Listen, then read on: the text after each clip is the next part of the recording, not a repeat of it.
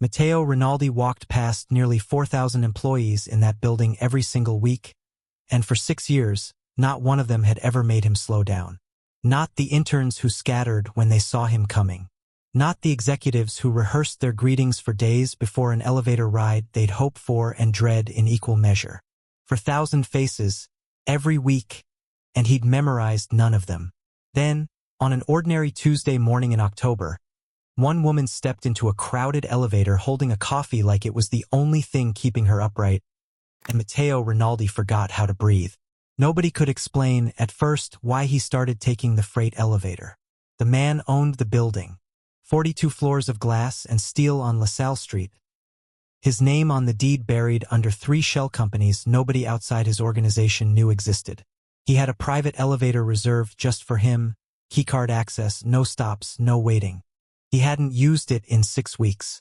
His security detail noticed first. Then his assistant. Then, eventually, the woman he'd started riding 4 floors with every single morning at exactly 7:52, though she had no idea any of it was deliberate. Her name was Dana Whitfield. She worked reception on the 12th floor for a marketing firm that had no idea their receptionist had, without meaning to, become the reason the most dangerous man in Chicago rearranged an entire morning routine just to stand near her for 90 seconds. Neither of them said a word to each other for 11 straight days.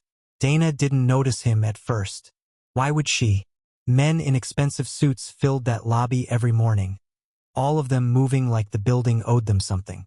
She kept her head down, her coffee in one hand, her badge in the other, thinking about the stack of invoices waiting on her desk and whether she'd remembered to feed her cat before leaving the apartment. It was the 4th morning she actually looked at him. He was standing near the back of the elevator, tall, dark-haired, a suit that probably cost more than her rent. His eyes fixed on the floor numbers ticking upward with an intensity that seemed almost personal, like the elevator had personally wronged him. She caught him looking at her on the 6th morning. Just once. Just for a second before he turned back to the doors. She told herself it was nothing. Men like that didn't notice women built like her, soft in the middle, round through the hips, the kind of body she'd spent years learning to apologize for in rooms full of people who valued thinness like currency. By the 9th morning, she'd started noticing things about him too. The way he always let her step off first, even though his floor came before hers on the panel. The scent of his cologne, something warm and expensive that lingered a beat too long after the doors closed behind her. The fact that he never once looked at his phone during those 4 floors, when every other man in that elevator treated the ride as a chance to check emails they'd already checked twice. On the 11th morning, the elevator stopped between the 6th and 7th floors. The lights flickered once, then held steady, dim and amber instead of the usual sterile white. The floor display froze. Somewhere above them, a mechanical groan echoed through the shaft, followed by silence. "That's not good," Dana said, mostly to herself. The man beside her pulled his phone from his jacket, checked the signal, frowned.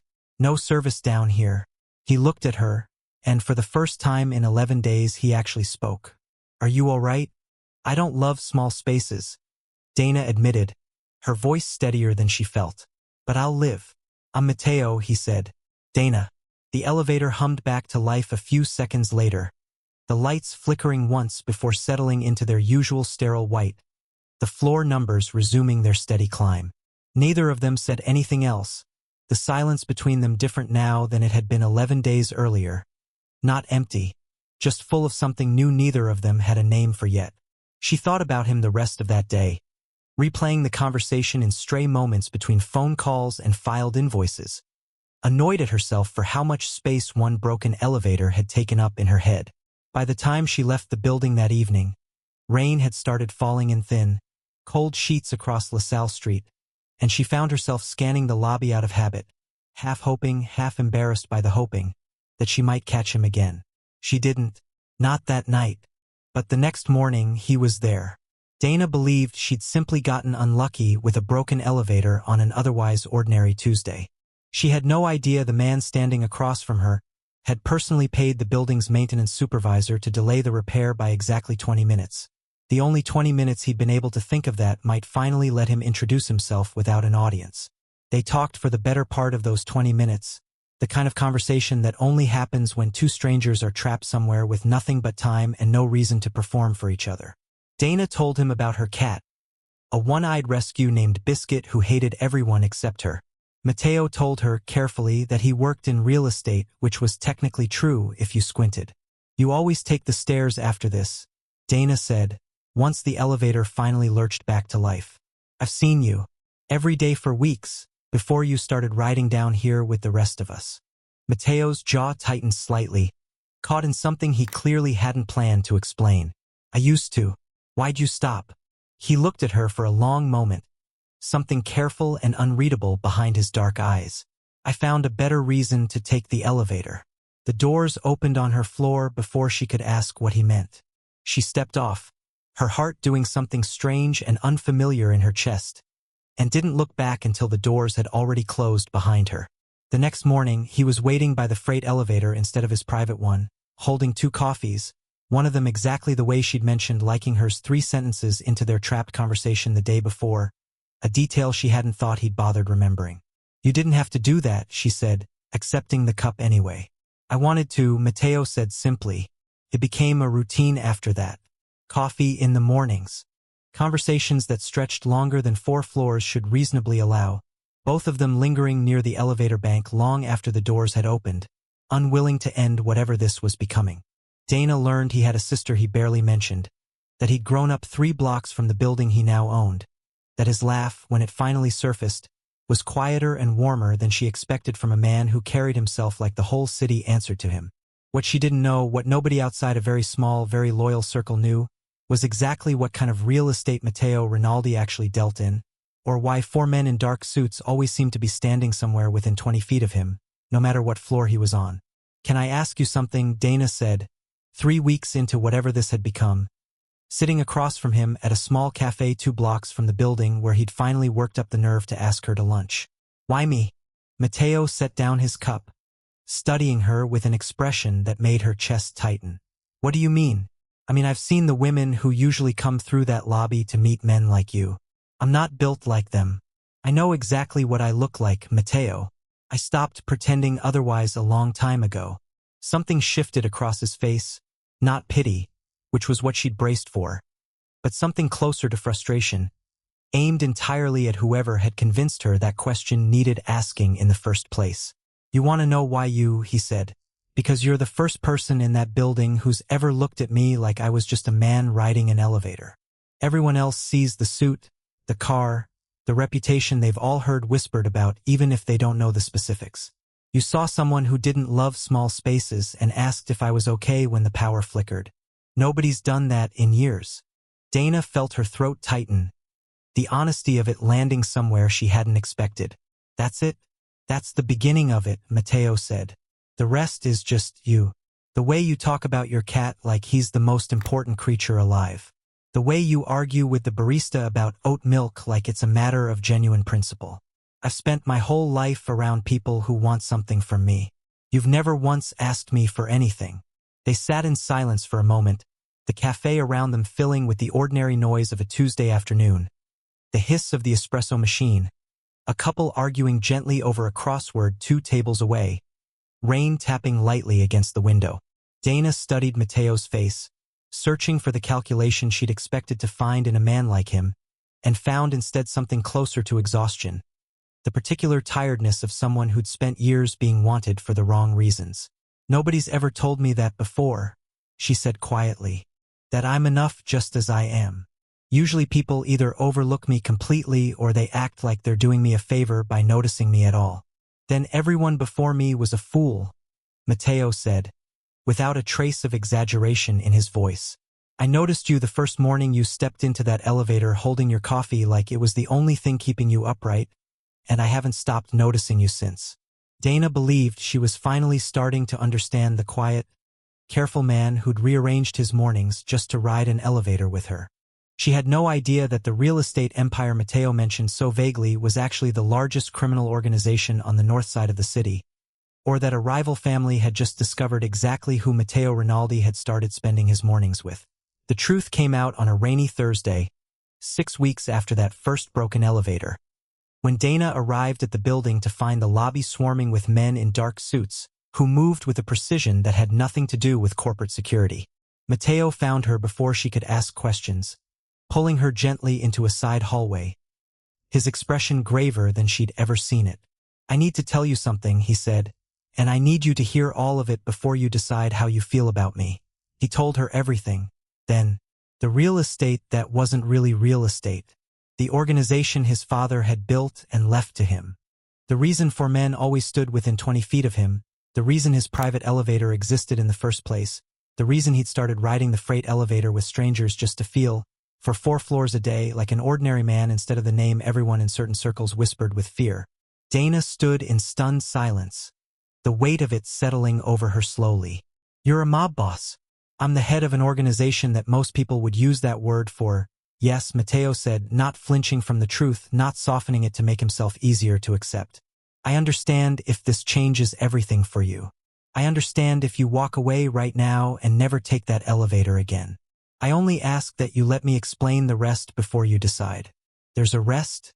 There's the reason 4Men just filled our lobby," Matteo said grimly. "The Kessler family found out I've been seeing someone outside my usual circles. They're going to try to use you against me, Dana, the same way rivals have used everyone I've ever cared about. I should have told you the truth weeks ago, the moment I realized what this was becoming between us. I let myself believe I could keep both worlds separate.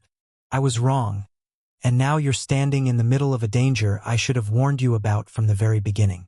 Dana felt fear coil in her stomach, sharp and immediate, but beneath it, something steadier held. "Why are you telling me now instead of just disappearing to keep me safe?" "Because disappearing wouldn't keep you safe," Matteo said. "It would just leave you unprepared for a threat that already knows exactly who you are. I'd rather you understand everything and choose to stay away from me entirely than have you walk into danger blind because I was too much of a coward to tell you the truth." Dana looked at him for a long, silent moment, weighing 6 weeks of quiet mornings and honest conversations against the sudden, terrifying reality of what those mornings had actually cost. "I'm scared," she finally admitted, "but I don't think I want to walk away." Matteo's hands found hers, careful and steady, as though he needed the contact as much to ground himself as to reassure her. "I need you to understand what staying actually means," he said quietly. "It means guards outside your apartment. It means a car instead of the train some mornings.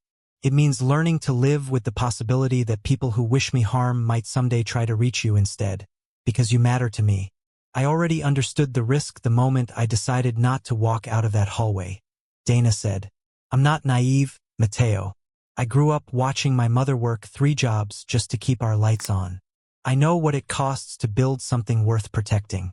I'm not walking away from you because protecting this is going to be hard."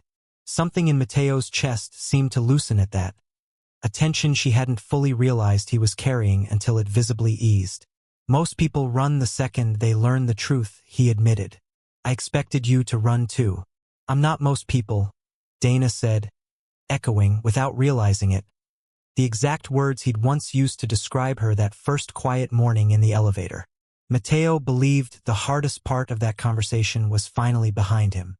He had no idea that the Kessler family had already moved past surveillance and into something far more direct, a plan set in motion the moment they'd confirmed exactly which building, which floor, and which apartment Dana Whitfield called home.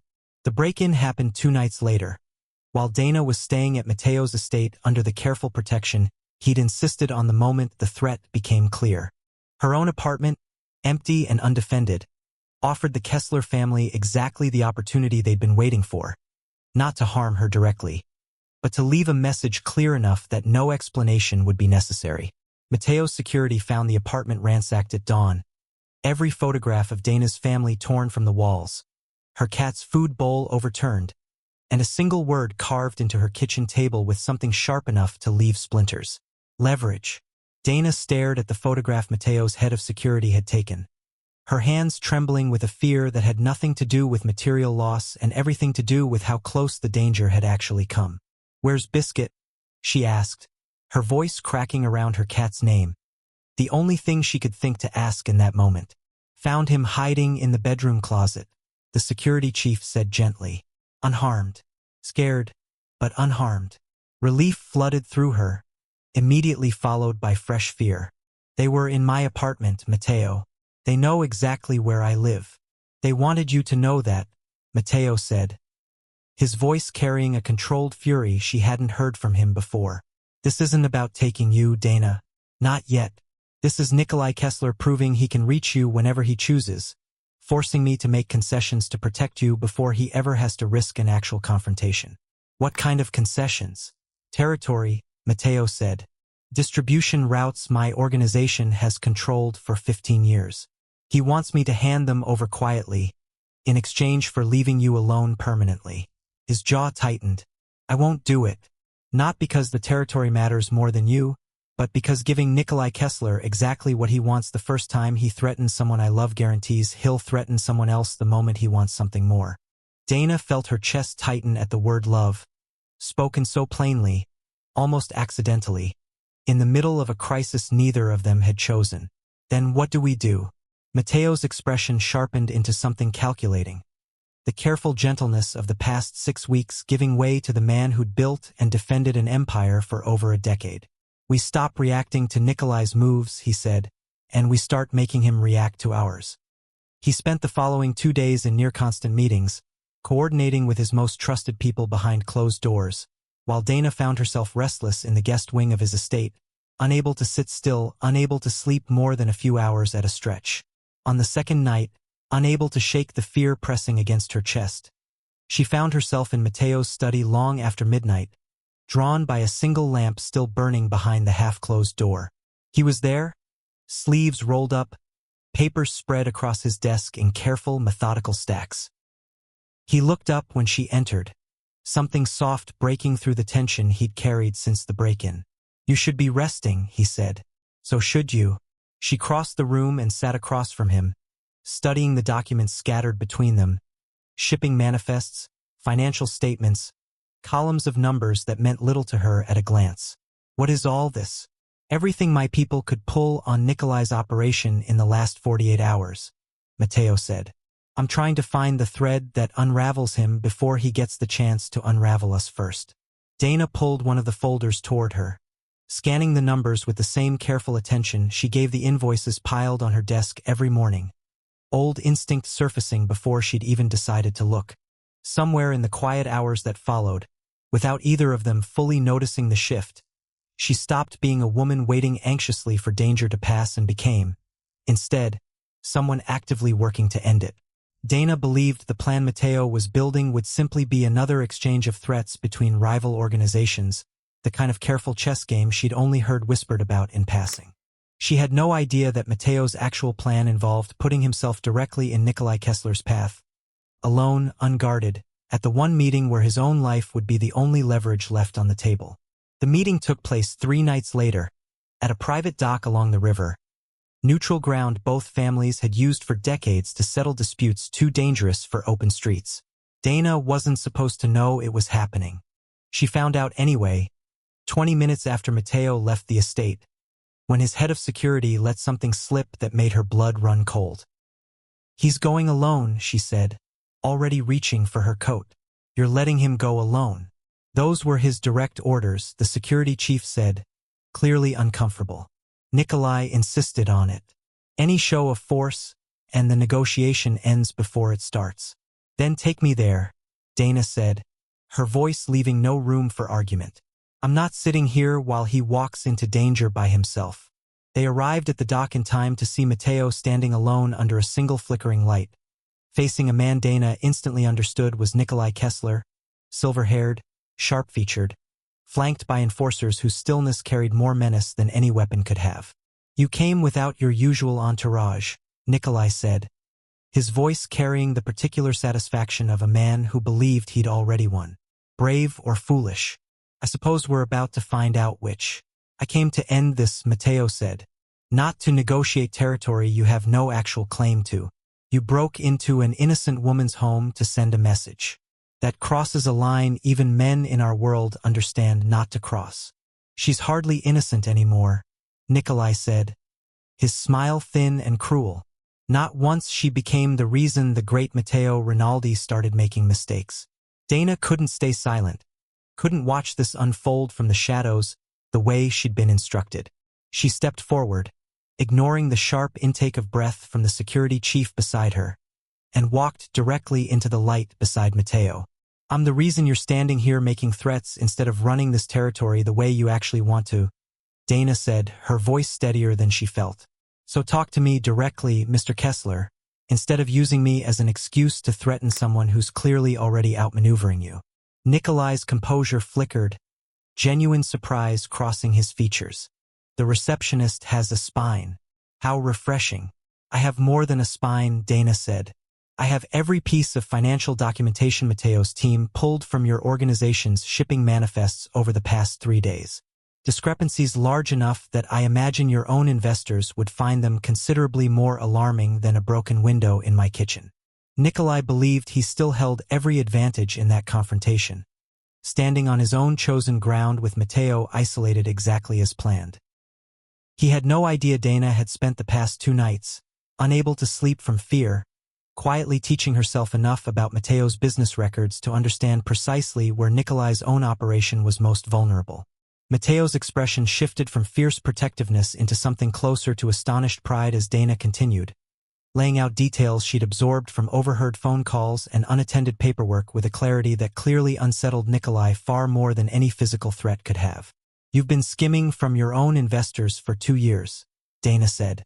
Small amounts, carefully hidden, but consistent enough to build a pattern once someone actually looks for it. I imagine the men funding your expansion into Matteo's territory would be considerably less generous if they understood exactly how their money has actually been spent. Nikolai's enforcers shifted uneasily, the confident menace of moments earlier draining rapidly from the confrontation. You're bluffing, Nikolai said, though his voice carried none of its earlier certainty.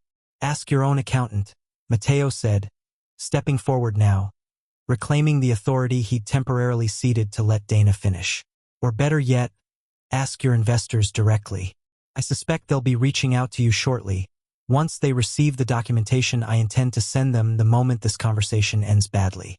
One of Nikolai's enforcers leaned close and murmured something low in his ear, and whatever he heard made the color drain further from Nikolai's already pale face. Dana watched the shift ripple through the entire group, the careful hierarchy of fear rearranging itself in real time as the men behind Nikolai began, subtly, to question exactly how much longer their loyalty was worth risking. Nikolai stood frozen for a long moment, the full weight of his exposed position finally settling over him. What do you want? He finally said, the fight visibly draining from his posture. I want you to understand that threatening someone I love was the single worst strategic decision you've made in your entire career, Matteo said. You leave Dana alone permanently. You withdraw every claim to territory you've been circling for the past year. And in exchange, I don't send that documentation to a single investor tonight. Nikolai's jaw tightened, humiliation and calculation warring across his expression before he finally, grudgingly, nodded. This isn't over, Rinaldi. It's over the moment you walk away from this doc, Matteo said. What happens if you decide to test that is entirely up to you. Nikolai retreated with his men, the confrontation ending not in violence but in the quiet, absolute collapse of a threat that had seemed unstoppable only minutes earlier. Matteo turned to Dana the moment they were gone, pulling her into his arms with a desperation that spoke louder than anything he could have said. You weren't supposed to be here, he murmured into her hair. You were supposed to be safe. I couldn't stay away, Dana said, her voice finally breaking with the fear she'd been holding back for the past 20 minutes. Not while you were standing alone against a man who broke into my apartment to prove a point. They stood together on that dock for a long moment, the adrenaline of the confrontation slowly draining into something quieter, more certain. Matteo pulled back just enough to look at her fully, something raw and unguarded crossing his features in a way she'd never seen from him before. 6 weeks ago, I stopped taking my own private elevator because I wanted an excuse to stand near a woman who looked at me like I was just a person, he said. Tonight, that same woman walked into the middle of the most dangerous negotiation of my life and dismantled a rival's entire operation with nothing but overheard phone calls and pure nerves. He shook his head slightly, something like wonder threading through his voice. I don't think I fully understood what I was building toward until right now. What were you building toward? Dana asked softly. Matteo said, You. A life where I don't have to choose between the world I inherited and the person who makes that world feel worth surviving. He reached into his jacket, withdrawing something small she recognized instantly, a hairpin, plain and unremarkable, that she'd lost in that very elevator the day it first broke down between floors. You kept that? I've kept it in my pocket since the day you dropped it, Matteo admitted, a faint flush of embarrassment crossing his usually composed features. I told myself I'd return it eventually. I think some part of me just wanted a reason to keep something of yours close, even before I understood what you were becoming to me. Dana felt tears gather in her eyes, the weight of the past 6 weeks finally settling into something that felt, impossibly, like home. I think I fell for you somewhere between that broken elevator and the coffee you started bringing every morning, she admitted. I just didn't want to say it out loud until I understood exactly what I was agreeing to. And now? Matteo asked. Now I understand completely, Dana said. And I'm still here. Matteo laughed softly, a sound rougher and more disbelieving than she'd ever heard from him, and pulled her hand to his lips, pressing a kiss to her knuckles with a reverence that felt entirely at odds with the danger they just walked through. I spent 15 years believing love was a liability I couldn't afford in this line of work, he admitted. Every person I ever let close eventually became a target, a weakness someone tried to exploit.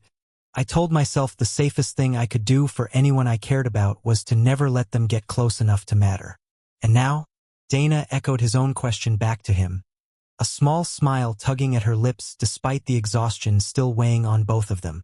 Now I understand that keeping people at a distance never actually protected anyone, Matteo said. It just guaranteed I faced every danger alone. Tonight, you walked directly into the most dangerous moment of my adult life instead of waiting somewhere safe, and it wasn't a weakness at all. It was the reason we're both still standing here. He kissed her then, slow and certain, 6 weeks of careful mornings and impossible danger finally settling into something neither of them intended to let go of again. Around them, the river moved quietly toward the lake, indifferent to the war that had nearly unfolded on its banks, carrying forward only the quiet, unremarkable fact that two people who'd met by accident in a broken elevator had somehow, against every reasonable odds, found exactly what both of them had stopped believing they deserved. There's a particular kind of loneliness that comes from being surrounded by people every single day and still feeling invisible to all of them. Dana knew that loneliness intimately, the quiet ache of walking through a lobby full of people who looked past her without ever really seeing her. Matteo knew a different version of it, the isolation of being feared by everyone and truly known by almost no one. What they found in each other wasn't rescue. It was recognition, two people finally seen by someone who took the time to actually look. I want to ask you something different this time, instead of the usual comment prompt. Was there a specific moment in this story that actually reached you? The broken elevator. The hairpin he kept in his pocket for 6 weeks without saying why. The way she walked straight into danger instead of waiting somewhere safe. Tell me which moment landed and tell me why.